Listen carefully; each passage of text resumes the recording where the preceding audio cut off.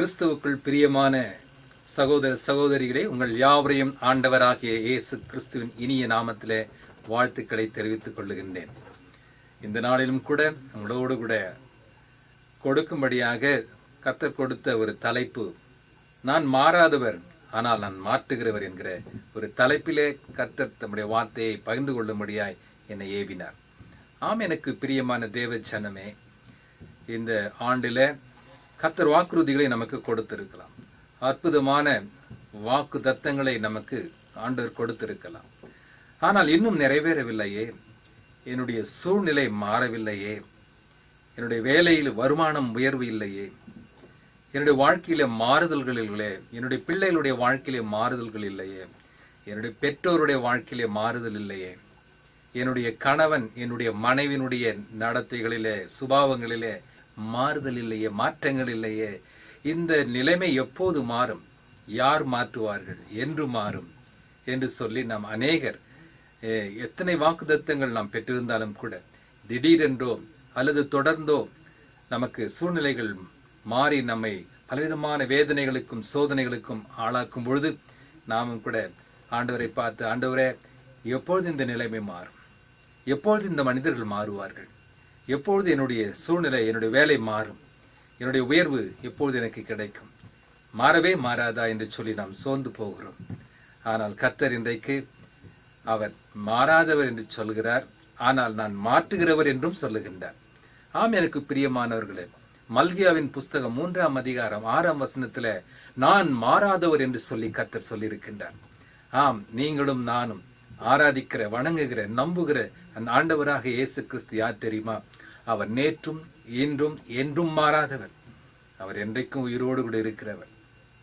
எண்ணாகமம் 23ஆம் அதிகாரம் 19ஆம் வசனத்திலே வாசிக்கிறோம், அவர் சொல்லியும் செய்யாதிருப்பாரோ, அவர் பொய் சொல்ல அவர் மனிதன் அல்ல என்று அங்கு எழுதப்பட்டிருக்கிறது. அப்படியானால் அவர் வாக்கு மாறாதவர், அவர் மனம் மாறாதது, அவர் மாறவே மாற மாட்டார். மனிதன் மாறிவிடுவான், மனிதனுடைய வாக்கு மாறிவிடும், மனிதனுடைய மனம் மாறிவிடும்.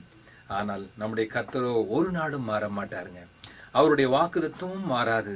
ஆகவே அந்த கர்த்தரை மாறாதவரை நாம் தொடர்ந்து பற்றி பிடித்து விசுவாசிப்போமானால் நிச்சயமாய் கர்த்தர் அந்த சூழ்நிலைகளை மாற்றுவார், முடியாத காரியங்களை மாற்றுவார், முடியாத கடினமான மனிதர்களை மாற்றுவார்.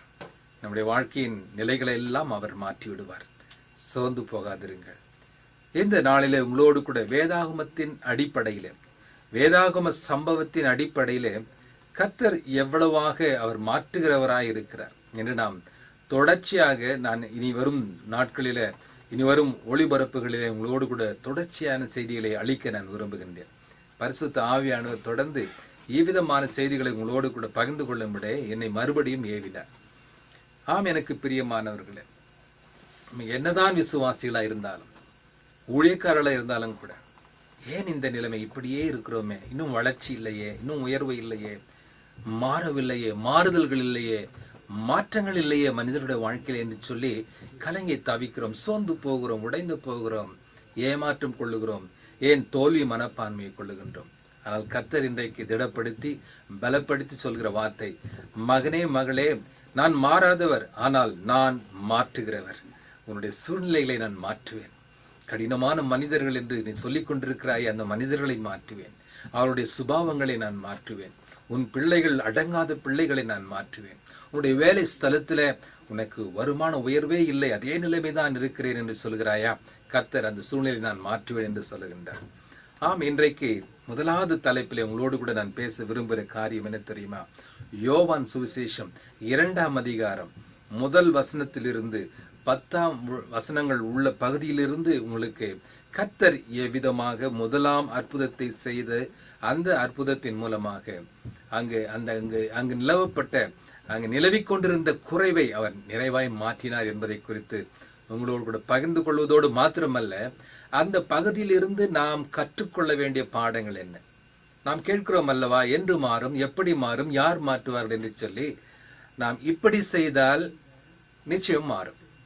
நாம் ஆண்டவர் மாற்றுவாரா என்று கேள்வி கேட்டுக்கொண்டு அவரையே நாம ஜபத்துக்கு பதில் கிடைக்கலன்னா உடனே நம்ம முறுமுறுக்க ஆரம்பிக்கிறோம், முணுமுணுக்க ஆரம்பிக்கிறோம், கோபப்படுகிறோம், எரிச்சல் படுகிறோம், சோர்ந்து போகிறோம், ஏமாற்றம் கொள்கிறோம். ஆனால் கர்த்தர் இந்த பகுதியிலே முதலாவது அற்புதத்தை இயேசு கிறிஸ்து இந்த பூலோகத்திலே வந்தபொழுது செய்தது உண்மை, நாம் எல்லாருக்கும் தெரியும். ஆனால் அந்த பகுதியிலே நாம் ஆழ்ந்து ஆராய்ந்து பார்ப்போமானால் அநேக சத்தியங்களை, பாடங்களை நாம் கற்றுக்கொள்ள வேண்டிய கிறிஸ்தவர்களாய், விசுவாசிகளாய், ஊழியர்களாய் இருக்கிறோம். இந்த பாடங்களை நம்முடைய அனுதின கிறிஸ்தவ வாழ்க்கையிலே, நம்முடைய அனுதின ஆவிக்குரிய ஜீவியத்திலே நாம் கடைபிடிப்போமானால் நிச்சயமாக கர்த்தர் நம்முடைய சூழ்நிலைகளை மாற்றுவார், நம்முடைய குறைவுகளை அவர் நிறைவாய் நிச்சயம் மாற்றுவார். சரி, இந்த பகுதியை நாம் பார்ப்போமா? ஆம், எனக்கு பிரியமானவர்களே, ஆண்டவராக இயேசு கிறிஸ்து முதலாவது செய்த அற்புதம் கானா ஊர் திருமணத்திலே என்று நமக்கு அநேகருக்கு தெரியும். இந்த அற்புதம் எப்படி நடந்தது, என்ன நடந்தது என்று நாம் பார்க்கும்பொழுது யோவான் சுவிசேஷம் 2ஆம் அதிகாரம் 2ஆம் வசனத்தை நாம் முதலாவதாக வாசிப்போம்.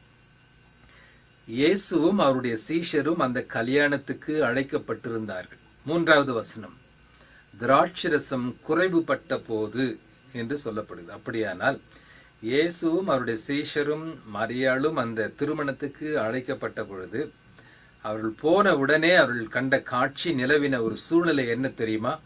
அந்த திருமண வைபவத்தில், அந்த திருமண வீட்டு நடத்துகின்ற திருமண வீட்டாருக்கு அங்கு திராட்சரசம் குறைவுபட்டது. திராட்சரசமே இல்லை என்று சொல்லுகிற அந்த வசனத்தை நாம் பார்க்கிறோம். அங்கு இயேசுவின் தாய் அவரை நோக்கி அவர்களுக்கு திராட்சரசம் இல்லை என்றார். அப்படியானால் அங்கு மிகப்பெரிய ஒரு பற்றாக்குறை இருந்தது என்று பார்க்கிறோம். திருமணம் என்பது சாதாரண காரியமா? திருமண வைபவம், அநேக விருந்தினர்களை அழைத்திருக்கிறார். அந்த பெண் வீட்டார் மணமகன் வீட்டாருக்கு முக்கியமாக கவனிக்க வேண்டியவர்களாக இருக்கிறார். அநேக விருந்தினர் பிரமுகர்கள் வந்திருக்கலாம், உறவினர்கள் வந்திருக்கலாம், பொதுமக்கள் வந்திருக்கலாம். இப்படிப்பட்டவர்கள் மத்தியிலே திடீரென்று திராட்சரசம் குறைவு ஏற்பட்டால் என்ன நடக்கும் என்பதை நமக்கு, நம்ம ஊர்ல நடக்கிற, இந்தியாவில் நடக்கிற கல்யாணத்திலும் சரி, மற்ற எங்க நடந்தாலும் சரி, நமக்கு தெரியும். எவ்வளவு டென்ஷனா இருக்கும், எவ்வளவு ஸ்ட்ரெஸ்ஸா இருக்கும், எவ்வளவு படபடப்பா இருப்போம். ஐயோ, என் பெண் வீட்டார், மணமகன் வீட்டார் என்ன சொல்லுவாங்க, விருந்தினர்கள் என்ன நினைப்பாங்க என்று சொல்லி நாம் கூனி குறுக்கி போக வேண்டிய ஒரு அவமானப்படுகின்ற தாழ்ந்து போட நிலைமையிலே நாம் கலங்கி தவிக்க வேண்டியவர்களாக இருப்போம். ஆனால் அதே போலதான் அங்கு இஸ்ரவேல் தேசத்திலே கூட இப்படிப்பட்ட சூழ்நிலை ஏற்பட்டால் அது பெண் வீட்டாருக்கோ அல்லது மணமகன் வீட்டாருக்கோ அது மிகவும் அவமானமான காரியமாய் கருதப்படும். ஆனால் பாருங்க, அப்படிப்பட்ட ஒரு சூழ்நிலையில இயேசு அந்த திருமணத்திற்கு அழைக்கப்பட்டிருந்தார். ஆம், எனக்கு பிரியமானவர்களே, முதலாவது நாம் கற்றுக்கொள்ளப்பட வேண்டிய பாடம் என்ன தெரியுமா? நம்முடைய வாழ்க்கையிலே, நம்முடைய இல்லத்திலே, நம்முடைய உள்ளத்திலே, நாம் செய்கின்ற காரியங்களிலே முதலாவதாக ஆண்டவராக இயேசுவை நாம் வரவழைத்திருக்க வேண்டும். அப்படியானால் ஆண்டவராக இயேசு கிறிஸ்துவுக்கு முதலிடம், முக்கியத்துவம் கொடுத்திருக்க வேண்டும். அவரை முதலாவதாக நாம் சார்ந்து கொண்டிருக்க வேண்டும். அவருக்கு முதலிடம் கொடுத்து அவரை நாம் எந்த காரியத்திற்கும், ஆண்டவரே நீங்க வாங்க, நீங்க இந்த திருமணத்தை நடத்தி கொடுங்க, நீங்க இந்த வேலையை ஆசீர்வதித்து தாருங்க, இது முதலாவது நாள், இது முதலாவது காரியம், இது முக்கியமான காரியம், நீங்க தான் எல்லாவற்றையும் நடத்தணும் அப்பா என்று சொல்லி அவரை நம்முடைய உள்ளத்துல சொந்த இரட்சகராக ஏற்றுக்கொள்ள வேண்டும். அவரை தலைவராக நம்முடைய வாழ்க்கையில் நாம் எடுத்துக்கொள்ள வேண்டும். அவரை வழிகாட்டியாக நாம் எடுத்துக்கொள்ள வேண்டும். எல்லாவற்றுக்கும் அவரையே முதலாவதாக முக்கியத்துவமாக வைக்கும் பொழுது அங்கு குறைவுகள் எல்லாம் நிறைவாய் மாறும். அங்கு பார்க்கின்றோம், இங்கு திராட்சரசம் குறைவுபட்ட பொழுது அங்கு நிலைமை மாறினது. அந்த குறைவை இயேசு நிறைவாய் மாற்றினார், அந்த தண்ணீரை திராட்சரசமாய் மாற்றினார் என்று இந்த சம்பவத்தில் பார்க்கிறோம். அதே போலதான் நம்முடைய வாழ்க்கையில கூட ஒருவேளை உங்களுடைய வாழ்க்கையில சமாதானம் என்கிறது குறைவாய் இருக்கலாம், சந்தோஷம் என்பது குறைவாய் இருக்கலாம், நிம்மதி என்பது குறைவாய் இருக்கலாம், வருமானம் குறைவாய் இருக்கலாம், இன்னும் உங்களுக்கு வேண்டிய வசதிகள், வாய்ப்புகள், தேவைகள் குறைவாய் இருக்கலாம், உடல் நலம் குறைவாய் இருக்கலாம். இப்படி பல விதங்களிலே குறைவுகள் ஏற்படலாம். பல நிலைகளிலே நம்முடைய வாழ்க்கையின் பகுதிகளிலே நமக்கு பல குறைவுகள் இருக்கும். இந்த குறைவு எப்பொழுது மாறும், இந்த குறைவு எப்பொழுது கர்த்தர் நிறைவாய் மாற்றுவார் என்று சொல்லி நாம் கலங்கி தவித்து நாம் சோர்ந்து போயிருக்கலாம். ஆனால் கர்த்தர் முதலாவதாக சொல்லுகின்றார், என்னை நீ உன் வாழ்க்கையிலே நீ வரவழை, நான் முதலாவதாக வரட்டும், உன்னுடைய சூழ்நிலையை நான் மாற்றட்டும் என்று சொல்லி இந்த பகுதியின் வசனத்தின் மூலமாக கர்த்தர் நமக்கு வெளிப்படுத்துகின்றார்.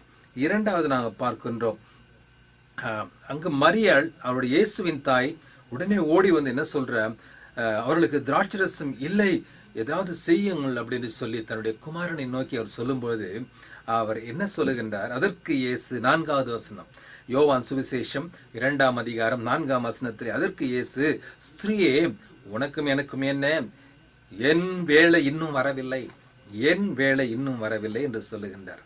பாருங்க, கர்த்தர் அற்புதர் தான். அவர் ஒரு நொடியிலே அற்புதம் செய்கிற தேவன் தான் நம்முடைய தேவன். ஆனால் அதே வேளையில அவர் தாமதம் செய்யலாம். தாமதம் கர்த்தருடைய மறுப்பு அல்ல. அவர் ஏற்ற வேளையிலே ஏற்றதை செய்கிற தேவன். அவருக்கு தெரியும் எந்த வேளையிலே எந்த ஸ்தாபனத்திலே எந்த வேலை கொடுத்தால், எந்த வருமானத்தில் அமர்த்தினால் நல்லது, எந்த மணமகனுக்கு இந்த நம்முடைய மகளை கொடுப்பது நல்லது என்பது அந்த பரம தகப்பனுக்கு நன்கு தெரியும். ஆகவேதான் சில வேளைகளில நாம் சோர்ந்து போகிறோம். எவ்வளவோ ஜெபித்தேனே, எவ்வளவு காலம் ஜெபிக்கின்றேனே, ஏன் என்னுடைய ஜெபத்துக்கு பதில் இல்லை, ஏன் இவ்வளவு தாமதமாகிறது, ஏன் இந்த முடிவே இல்லையா, ஒரு சொல்யூஷனே இல்லையா என்று சொல்லி நாம் சோர்ந்து போகிறோம், நம்முடைய ஜெபங்களுக்கு பதில் கிடைக்காத பொழுது. ஆனால் பாருங்கள், ஆண்டவர் சொல்றார், என் வேளை இன்னும் வரவில்லை. தன்னுடைய அந்த தாயாருக்கு அப்படிப்பட்ட ஒரு வார்த்தையை அவர் சொல்வதை நாம் பார்க்கின்றோம்.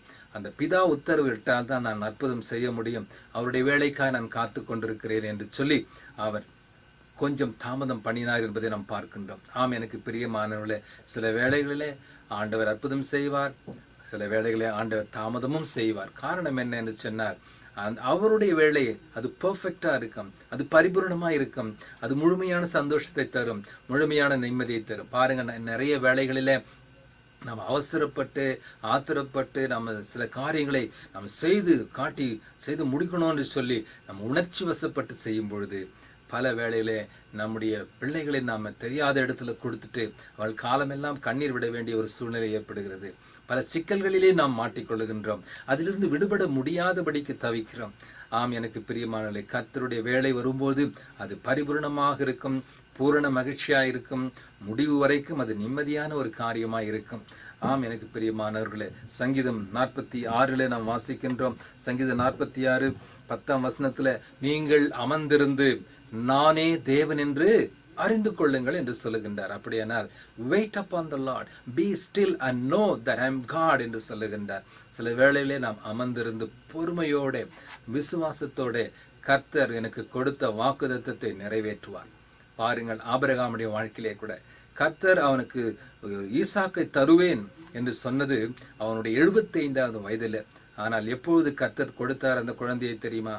ஆபிரகாமுக்கு 100 வயது ஆகும் பொழுதுதான். அப்போ 25 வருடங்கள் அவன் ஆண்டவர் வாக்குத்தத்தம் கொடுத்ததை, ரோமருக்கு எழுதின நிருபம் 4ஆம் அதிகாரம் 20ஆம் வசனத்தை நீங்கள் வாசித்து பார்ப்பீர்களானா, அவன் கர்த்தர் கொடுத்த வாக்குத்தத்தை முழு நிச்சயமாய் நம்பி விசுவாசத்திலே பலமுள்ளவனானா என்று பார்க்கிறான். கர்த்தர் செய்வார். அவர் வாக்குறுதி கொடுத்திருக்கிறார், எனக்கு வேலையை தருவார், என் மகளுக்கு திருமண காரியத்தை நல்ல வரனை காண்பிப்பார், என்னுடைய சபையை வளர்த்து கொடுப்பார், ஆத்துமாக்களை நிரப்புவார், நான் சோர்ந்து போக மாட்டேன் என்று சொல்லி நாம் ஆண்டவருடைய வாக்குறுதியை பற்றி பிடித்து நாம் பொறுமையோடு அமர்ந்திருந்து காத்திருப்போமானால் கர்த்தருக்கு காத்திருக்கிறவர்கள் புதுபலன் அடைந்து அவர்கள் கழுகளைப் போல சட்டைகளை விரித்து உயரே பறப்பார்கள். அவர்கள் எழும்பினாலும் அவர்கள் ஓடினாலும் இளைப்படையார்கள், நடந்தாலும் சோர்ந்து போகார்கள் என்று சொல்லி ஏசாயா 40ஆம் அதிகாரத்தில் வாசிக்கிறது போல நம்முடைய வாழ்க்கையும் கூட சில வேளையில பொறுமையோடு விசுவாசத்தோடு நாம் காத்திருப்போமா, அவருடைய வேலை வரும்பொழுது எல்லாம் சரியா இருக்கும், எல்லாம் நிறைவாய் மாறும். ஆகவே சோர்ந்து போக வேண்டாம். தாமதம் கர்த்தருடைய மறுப்பு அல்ல. The delay is not denial from God என்று சொல்லுவார்கள். ஆம், எனக்கு பிரியமானவர்களே, 3வதாக நாம் பார்க்கின்றோம், அதற்கு பிறகு அவருடைய தாய் வேலைக்காரரை நோக்கி, அவர் உங்களுக்கு என்ன சொல்லுகிறாரோ அதன்படி செய்யுங்கள் என்று சொல்லுகின்றார். பாருங்கள், அப்படியானால் என்ன அர்த்தம்? அந்த யோவான் 2ஆம் அதிகாரம் அந்த 4ஆம் வசனத்துல 5ஆம் வசனத்துல மரியாள் சொல்லுகின்றார். பாருங்க, மரியாள் புனிதமான தாய், நாம் மதிக்க வேண்டியவர்கள், கனப்படுத்தப்பட வேண்டியவர்கள். ஆனால் அவர்களே தன்னுடைய குமாரன் ஒரு தெய்வீக குமாரன், தேவகுமாரன், தேவனுடைய வல்லமையை பெற்றவர் என்பதை மதித்து, அவரை மதித்து, அவர் தேவனுடைய குமாரன் என்பது தன்னுடைய குமாரன் என்று தன்னுடைய வயிற்றில் பிறந்தது உண்மைதான், கர்ப்பத்திலே பிறக்க வைத்தது உண்மைதான். ஆனால் புனித தாயாரே, புனித மரியாளே போற்றுகிற, நம்புகிற, சார்ந்து கொள்ளுகிற ஒரு தேவகுமாரனாக அங்கு இயேசு கிறிஸ்து காணப்படுகிறார் என்பதை கிறிஸ்தவர் ஒவ்வொருவரும் உணர்ந்து கொள்ள வேண்டும். சரி, அந்த இயேசு கிறிஸ்துவாகிய அவருடைய வார்த்தையை நீங்கள் கேட்டு அதன்படி செய்யுங்கள் என்று சொல்லி அங்க இருக்கிற வேலைக்காரர்களுக்கு சீஷர்களுக்கும் அவர் கட்டளை கொடுக்கின்றார். ஆம், எனக்கு பிரியமானவர்களே, இதிலிருந்து நாம் கற்றுக்கொள்ள வேண்டிய பாடம் என்ன? கர்த்தர் என்ன சொல்லுகிறாரோ, கர்த்தருடைய வார்த்தைகள் என்ன சொல்லுகிறதோ, தேவனுடைய மனிதர்கள் அவர்கள் பாஸ்டர்களானாலும் ப்ராஃபெட் ஆனாலும் ஆராய்ந்து பார்த்து கர்த்தருடைய வசனத்துக்கு ஏற்ற வாதிர் இருக்கிறதா என்பதை ஆராய்ந்து பார்த்து அதன்படி நாம் செய்ய நடப்போம். அதற்கு கீழ்ப்படிவோம். கட்டளைகளுக்கு, கற்பனைகளுக்கு, வேத வார்த்தைகளுக்கு, தேவனுடைய மனிதர்களுடைய உபதேசங்களுக்கு, சத்தியத்திற்கு நாம் கீழ்ப்படுகிற பிள்ளைகளாக இருக்க வேண்டும். அப்பொழுது நம்முடைய குறைவு நிறைவாய் மாறும். ஆக அந்த மரியாள் சொன்னது போல அதன்படி அவர்கள் என்ன செய்தார்கள் என்று பார்க்கிறோம். அங்கே 7ஆம் வசனத்தில் இயேசு வேலைக்காரரை நோக்கி ஜாடிகளிலே தண்ணீர் நிரப்புங்கள் என்றார். அவர்கள் அவைகளை நிறைய நிரப்பினார்கள் என்று பார்க்கின்றோம். அவர் சொன்ன வார்த்தையை மட்டும் கேட்டு அப்படியே விட்டு விடாமல் அதன்படி செய்தார்கள். என்று அநேகர் நாம் என்ன கர்த்தருடைய வார்த்தைகளை கேட்கிறோம், ஆலயத்துக்கு போகிறோம், இன்னும் கன்வென்ஷனுக்கு போகிறோம், பல முகாம்களுக்கு போகிறோம், கர்த்தருடைய கற்பனைகளை இன்றைக்கு டெலிவிஷன் மூலமாய் இது போன்ற டெலிவிஷன் செய்திகளை கேட்கிறோம், சிடிக்கள் மூலமாய், புத்தகங்கள், பத்திரிகைகள் மூலமாய் ஏராளமாக இன்றைக்கு கர்த்தருடைய வார்த்தைகள் பரவி கொண்டிருக்கிறது. கர்த்தருடைய வார்த்தைகளை கேட்க வேண்டும், உண்மைதான். ஆனால் அதன்படி நடக்கிறோமா, அதை செயல்படுத்துகிறோமா என்பதுதான் முக்கியமானது. பாருங்கள், இங்கிலீஷ்ல இன்னொரு வார்த்தை சொல்லுவாங்க, if you are obeying partially, it's disobedience என்று சொல்லப்படுகிறது. அதாவது பகுதி என்ன செய்வாங்க, சில பேரை கீழ்ப்படிவாங்க, மீதி பகுதி அது எனக்கு இல்லை என்று விட்டு விடுவாங்க. முழுமையான கீழ்ப்படிதல் கிடையாது. ஒரு காதலை வாங்கி மறு காதலை விட்டு விடுவார்கள். நலமானதை மாத்திரம் பிடித்துக் கொள்வாங்க, முழு சத்தியத்துக்கு கீழ்ப்படிய மாட்டாங்க. அப்படி இல்லை அருமையானவர்களே, அதை கேட்டு அதன்படி நடக்கணும், செய்யணும், செய்து முடிக்கணும். அதுதான் முழுமையான கீழ்ப்படிதல். that is the total obedience, that is the total commitment. அங்க பாருங்க, அவங்க கேட்டதோடு மாத்திரமல்ல, கேட்டு விட்டு அவங்க அவிசுவாசப்படலை. ஐயோ, என்ன சாதாரண தண்ணியை போய் கச்சாடியில் ஊத்த சொல்றாரு, இது என்ன வினோதமான காரியம், ஆண்டவருக்கு என்ன இயேசுக்கு பைத்தியம் பிடிச்சிடுச்சா என்று சொல்லி கூட அவங்க மறுத்து இருக்கலாம், நகைத்து இருக்கலாம், கேலி கிண்டல் பரிகாசம் பண்ணி இருக்கலாம். இல்லை அருமையானவர்களே, கர்த்தர் மாறாதவர், அவர் சர்வ வல்லவர், அவர் அற்புத அதிசயமான